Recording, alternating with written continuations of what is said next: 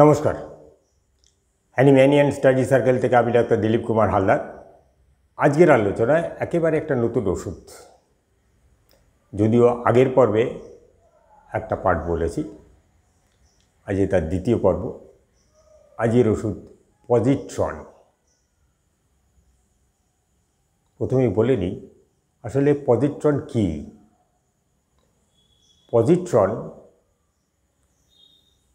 a positively charged subatomic microelement. Mass is equal to that of the electron, কিন্তু ইলেকট্রনের negatively charged. Like positron, progesterone is also positively charged. Proton is also positively charged, but the mass is different. আজকে সেই positron নিয়ে আলোচনা করব। Positron থেকে ওষুধ তৈরি হয়েছে এবং পজিট্রন থেকে ওষুধ তৈরি হয়েছে, কিন্তু প্রুভ করেছে একটা মাত্র অথরিটি, এবং তাতেও প্রচুর সিমটমস পাওয়া গেছে, এবং এই সিমটমসগুলো বেস করেই কিছু কিছু চিকিৎসকরা এটা ব্যবহার করছেন এবং সুফল পাচ্ছেন। তাই এই ওষুধটার আলোচনা। এখানে তিনটে কথা মনে রাখার আছে। Element is positively charged. Second is detected later than that of the electron, proton, neutron. এবং এটা আইডেন্টিফাই করেছেন কার্ল ডেভিড। তাহলে কি পাওয়া যাচ্ছে? It was present in the earlier but not detected earlier, detected later, অর্থাৎ পার্থিব জগতে এর অস্তিত্ব ছিল, কিন্তু আইডেন্টিফাই হয়েছে দেরিতে, পরে। এই কথাটাকে আমরা অন্য একরকমভাবে মনে রাখতে পারি, যাতে আমার সিমটমসগুলো বোঝার জন্য, মনে রাখার জন্য কাজে লাগবে। সেকেন্ডলি, তাহলে কি হচ্ছে? আইডেন্টিফাইড ল্যাটার, কিন্তু বাস্তবে ছিল পার্থিব জগতে। তেমনি similarly positron persons are present in, but they are thinking for the next generation, অর্থাৎ তারা পরবর্তী প্রজন্মের কথা ভাবে। আজকে আলোচনা করব বলেছি মাইন্ড অ্যান্ড পার্সোনালিটি। আর এই জন্যই এইভাবে শুরু করলাম। এই পৃথিবীর মানুষ, কিছু মানুষ যারা পরবর্তী জেনারেশনের কথা ভাবছে, পরবর্তী প্রজন্মের কথা ভাবছে, সেই মানুষগুলো পজিট্রন হতেও পারে। তাই এর বেসিক মেন্টালিটিটা কী, সেইটা নিয়ে আজ আলোচনা করব। মাইন্ডটা কীরকম, কি বলেছি? মাইল্ডনেস, কোয়াইটনেস, অ্যাফেকশনেট, আর কি বেনিভোলেন্ট, ইন্ডাস্ট্রিয়ালিস, কিন্তু উইথ সাম অ্যাওয়ারনেস। যদিও এখানে চেঞ্জ ডিজায়ার এইসব ব্যাপারগুলো আছে, আমরা এইসব রূপগুলো, এইসব বেসিক মেন্টালিটি এ প্রসঙ্গে আগেও একটু বলেছি, এবং এই বেসিক মেন্টালিটিগুলো আমরা সবাই জানি। পজিট্রন এই বেসিক মেন্টালিটির উপর বেস করে তার কতগুলো ভাবনা চিন্তা আমরা আলাদা হয়েছে। কোথায়? তার অ্যাওয়ারনেস থেকে। কিরম অ্যাওয়ারনেস বলেছে? Awareness history of. হিস্ট্রিতে কী হয়? হিস্ট্রি পড়লে, হিস্ট্রি জানলে আমরা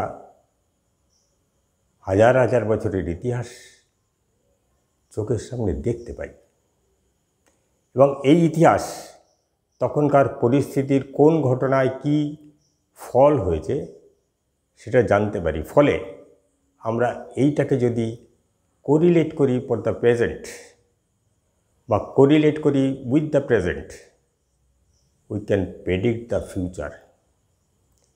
that is the importance of history. তো এটা কি করে? পজিট্রন কি করে? এই হিস্ট্রিকে অ্যাওয়্যার, সতর্ক থাকে, সচেতন থাকে। অর্থাৎ আগে কি হয়েছিল, তার ফল কি হয়েছিল, প্রেজেন্টলি কি হচ্ছে, ভবিষ্যতে কি হতে পারে, এই ভাবনাটা পজিট্রনের মধ্যে আছে। সেকেন্ডলি কি বলছে? Awareness heightened. কিসে? এক হচ্ছে বডি অফ। বডি বলতে কি বলেছে? বডির কি? 3 ডাইমেনশনস, দ্যাট ইজ দৈর্ঘ্য, প্রস্থ, উচ্চতা ইত্যাদি। 3 dimensions, length, breadth and height. অর্থাৎ এর আকৃতি প্রকৃতিগত যে পরিবর্তন, সেই পরিবর্তনের উপরেও খুব সচেতন থাকে এবং এইখানেই আমরা পাবো পজিট্রনের অ্যাংজাইটি হেলথ অ্যাবাউট। নেক্সটই পাবো অ্যাওয়ারনেস বার্ডস টু। বার্ডস কী করে? বার্ডস অদ্ভুত। বার্ডস সকালবেলা আমাদের ঘুম থেকে জাগায়, সন্ধেবেলায় সকালে যেমন আমাদের জাগায় তার কলরবে জাল, অর্থাৎ সকাল হওয়ার সিগন্যাল দেয়, সন্ধ্যাবেলায় কিচিরমিচির করে তার সন্ধ্যাবেলার সিগন্যাল দেয়। আবার যখন গাছে গাছে ফল পাকে তার এই কলরবে প্রকাশ করে দেয় যে ফল পেকেছে, অর্থাৎ সেই ইনফরমেশান দেয়। আমরা দেখেছি প্রাকৃতিক দুর্যোগ যেমন ভূমিকম্প, আর্থকোয়েক লাইকস কিছু কিছু ঘটনার পূর্বাভাস পাখিরা দেয়। ভূমিকম্পের আগে যেমন তাদের অস্থিরতা প্রকাশ করে, অর্থাৎ তারা কিছু বলতে চায়, তাদের ইঙ্গিত দেয়, তেমনিভাবেই birds are increased or maintains the beauty of the society। অর্থাৎ পৃথিবীর বা সমাজের বা প্রকৃতির সৌন্দর্য বৃদ্ধি করে এবং বিকাশও করে। অর্থাৎ বার্ডস আর ভেরি ইম্পর্ট্যান্ট। সেইটা বার্ডস অ্যান্ড বার্ডসের activity are very important to gauge the future, to gauge the next conditions, that is the importance for positron। সেই জন্যই পজিট্রন এটাকে গুরুত্ব দেয়, বার্ডসের অ্যাক্টিভিটির উপরে গুরুত্ব দেয়, বার্ডসের চালচলন আচরণের উপরে গুরুত্ব দেয়। কেন? দুটো কারণ। এক হচ্ছে to think about the future, second হচ্ছে যে বিউটিফুলনেস অফ দ্য নেচার। আমরা জানি পজিট্রন সৌন্দর্যের পূজারী। দেখেছি বিউটিফুল যে কোনো জিনিসকেই সুন্দর দেখে, যে কোনো মানুষের মধ্যেই সৌন্দর্য খুঁজে পায়, সুন্দর দেখায়। Similarly beautiful things earning for, অর্থাৎ সব কিছুই সুন্দর বা সৌন্দর্যপূর্ণ অবস্থায় দেখতে চায়। এই যে অবস্থা, যেটা পজিট্রনের মানসিকতা। আমরা দেখেছি পজিট্রন সুন্দর ড্রেস করে, কীরকম? ফাস্টিডিয়াস, পার্সোনাল অ্যাপিয়ারেন্স অ্যাবাউট। যেমন প্রকৃতিকে ভালো চায়, প্রকৃতিকে ভালো দেখে, মানুষকে ভালো দেখে, জিনিসপত্র ভালো দেখতে চায়, তেমনি নিজেও সাজগোজের ব্যাপারে খুব ফাস্টিডিয়াস। কি? Regarding the beautiness of his personal appearance. এইখানে আমি আগের ভিডিওতে বলেছি যে ফপিসের সঙ্গে কনফিউজ হয়ে যেতে পারে। ফপিসে শুধু সাজে, তার মধ্যে অন্য ইন্টেনশন থাকে। কি ইন্টেনশন? অন্যকে অ্যাট্রাক্ট করার, অন্যকে আকর্ষণ করার, কারো মন মুগ্ধ করার, যার জন্য আমরা হটিনেসে পাব। ফপিসের অনেক ওষুধগুলোই আমরা পাবো হটিনেসে, অনেক ওষুধগুলোই আমরা পাবো ককুইটিসে, তার মধ্যে অনেক ওষুধগুলোই আমরা ওই লিউডনেস, ল্যাসিভিয়াসনেসের মধ্যেও পেয়ে যাব। কিন্তু positron is the only medicine which is beauty conscious, এবং due to the beauty of himself, he is fastidious. কেন? কীরকম করে? ধরুন একটা মেয়ে সাজছে, তার টিপটা ঠিক জায়গায় পড়েছে কিনা, টিপটার মধ্যে সৌন্দর্য হলো কিনা, টিপটার কোনো ডিজাইন করা যায় কিনা, নিজে বসে আঁকবে, নিজে বসে ড্রয়িং করবে, তার শাড়িটার হয়তো বিউটি বাড়ানোর জন্য কী করে করলে ভালো হবে সেটা ভালো করে চিন্তা করে। This is the beauty conscious person. Positron is beauty conscious. এইবার আমরা এর ভাবনা চিন্তার দিকটা কী দেখব? বেসিক মেন্টালিটি আমরা দেখেছি। ভাবনা চিন্তার দিকে যদি দেখি তাহলে দেখব এ অ্যানসেস্টার্সদের কথা ভাবে, অর্থাৎ পূর্বপুরুষদের কথা ভাবে, মনে করে আমি তাদেরই একজন, সেই পূর্বপুরুষদেরই কোনো একজনের সূত্র ধরে আমার জন্ম, আমি তাদেরই একজন, তাদেরই উত্তরসূরি। এইভাবে ভাবে কি? এই যে পৃথিবী, এই পৃথিবীর যে মানে দেশমাতা আর কি, দেশমাতা বিউটিফুল, স্ট্রং, বেনিভোলেন্ট। কেন বলছে এটা? এই দেশমাতা আমাদের পৃথিবী সুন্দর, বিউটিফুল, এই প্রকৃতির সৌন্দর্যকে সে বিউটিফুল বলেছে। স্ট্রং কেন? প্রাকৃতিক যে সৃষ্টি, প্রাকৃতিক যে শক্তি, তার বিরুদ্ধে কারো ক্ষমতা কিছু নেই করার। প্রাকৃতিক দুর্যোগ বা প্রাকৃতিক যে কোনো ঘটনাকে কন্ট্রোল করা আমাদের সাধ্যের বাইরে, তাই স্ট্রং।